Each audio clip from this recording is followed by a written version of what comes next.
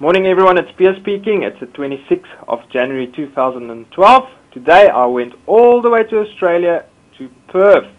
In Perth a guy called Martin lives. You guys won't know who's Martin. You will know him as Tokolos in the forum. Tokolos, how are you, mate? I'm good, Pierre. How are you? I'm very well, thank you. I believe I'm also, it's bloody hot, mate. It's 42 degrees here. Jeez, like guy. Are you hanging around the swimming pool with all the ladies? I wish. Not today. Yeah, no, Australia Day today, so there's big celebrations tonight. There'll be fireworks on the Swan River. Great and, stuff. yeah, big day in Perth. Great stuff. Tokolos, just a couple of questions. First of all, Forex Mentor Pro, how long have you been a member? And then tell us about your journey. I don't want to interrupt. The floor is yours, mate. Okay, Pierre. I've been trading for about 2 years and 7 months now. I've just looked at my account and I see the records there. I didn't join Forex Mentor Pro until I'd been trading for about 3 months by myself. Well, I won't call it trading. I had a demo account and I would lose $250,000 a week every week. And I began to think that possibly trading was not for me, certainly not with live money. Then I happened to find Dean's L&T system in my mailbox. And a week or two later, through Dean, I found Forex Mentor Pro. And I thought, oh, okay, maybe there's hope for me now. You just heard one of my alerts go off. Got a cross down on the GBP, Japanese yen. Yeah, mate, it took me a long time. It was a big learning curve for me. First of all, I had to learn how to use MetaTrader. I'd never heard of Forex. I was working in a post office, and a young fellow told me he made $100 last night. And I said, how do you do that? And he said, Forex. So I went and Googled it anyway, and off I went. Once I got hold of Forex Mentor Pro, I realized that I'd have to go over the educational material, the videos, etc., 3 or 4 or maybe more times. In actual fact, it's taken me about 8. It was a very, very slow learning curve. After I've been with Forex Mentor Pro for about 3 months, I actually went live trading, which was way too soon, I realize now. But anyway, one thing I had in my mind was money management, right from the beginning. Yeah, that's not a bad habit to have. Well, I mean, it saved me. It saved me from myself. So I kept very strict money management. I remember my first trade, I made 98 cents. And, oh, hell, I was impressed. I was really happy. I was a bit confused, though. I didn't understand about 5-digit broker. Yeah. And I actually thought I should have made $98 or 980. I wasn't quite sure what. But after that, I figured out a 5-digit broker. Yeah, to be honest, Pierre, it took me the better part of another year before I really began to be able to look at a chart and think, okay, I know what's going on now. One of the mistakes that I made early on was I had my charts too large. I zoomed out, and you can't see what's happening on a large chart. So once I learned how to zoom out and look at the chart on multiple time frames, I then began to get an idea, okay, price seems to be going up. It's been going up for some time, the price seems to be going down. Then one of the next things was when your Earth and Sky system came along. I found it incredibly helpful.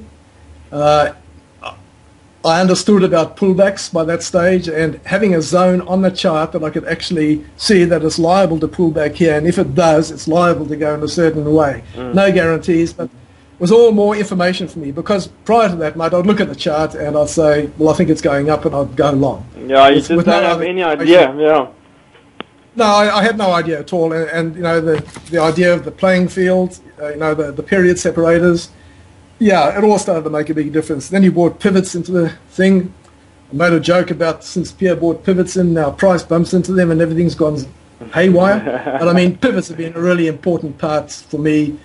Also looking to the left of the chart to see what has happened in recent times in the way of support and resistance. Yeah. So if I do all those things, then I get some kind of a picture of what might happen. There's no guarantees, of course, as you know. Yeah, but we're looking for that multiple reasons. So, I mean, instead of just being a no man's land, you can identify now high probability areas and then look for that multiple reasons. If the trade doesn't work out, then you know, you can sit back and say, well, it wasn't that bad because there were 9 out of 10 reasons, and it didn't work. But if you go and trade in no man's land, then you are looking for big trouble. Well, I mean, you have no parameters to go on, and that's the way it was for me initially. I bought 2 robots actually. I bought one, which was expensive. It cost me over $600. Sure. And prior to me buying it, it had made a lot of people a lot of money. Anyway, Muggins went and bought it, and what happened? The euro nosedived, because euro was one of the pairs that I traded. Yeah. And I was actually very impressed with this robot. It was called RoboMiner, and the speed with which it dug a hole in my account, I looked at it and thought, wow. So do me a favor, next time you buy a robot, please let me know so that I don't buy it. Yeah, no. Because it looks like as soon as Dr. Laws buys it, then the whole thing goes haywire. Absolutely, mate. No, for me, there's no more robots, mate. After that episode, I arrived at the decision that if I was going to learn how to trade, it would be because I educated myself. And I'm very lucky that I found the resources that I did to actually learn from there. Mm-hmm. No, that's the only way, mate. You can't expect robots to make you money if you've got no idea what's going on there. You need to know. You have to identify when the robots start to make stupid trades. Otherwise, you will, as you say, it will burn a hole in your account. Yeah, absolutely. But I prefer just to trade for myself now. You know, then I'm responsible for the money I make, and I'm responsible for the money that I'll lose. Yeah, Tokelos, as we said earlier, just before the interview, a lot of guys make lots of money with marketing Forex. They make it look so easy, and it's not. I mean, this is not an easy game. Some guys treat it as a hobby. You can't. You need to be there, and you need mentally be strong.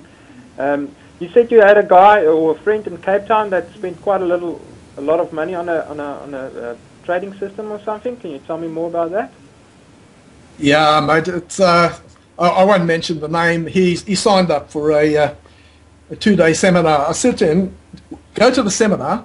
Don't take any money with you. When you're ready to trade, I can show you one of the few honest resources on the web who will look after you, and it's at a quarter. Well, it's at a fraction of the price these people want. No, he says, I'm just going to go and have a look, but I won't give them any money.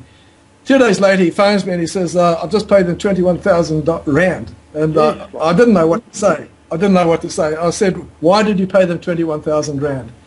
He said, because if I went and signed up at the seminar, I'd have to pay 40,000 Rand. Yeah. He said, look, I'm very excited. He says, they're going to make me very rich, and it's only going to take me 15 minutes a day. In about 6 months, I could be making 50,000 Rand, US dollars a month. Mate, you know, I did tell him. I won't repeat what I told him.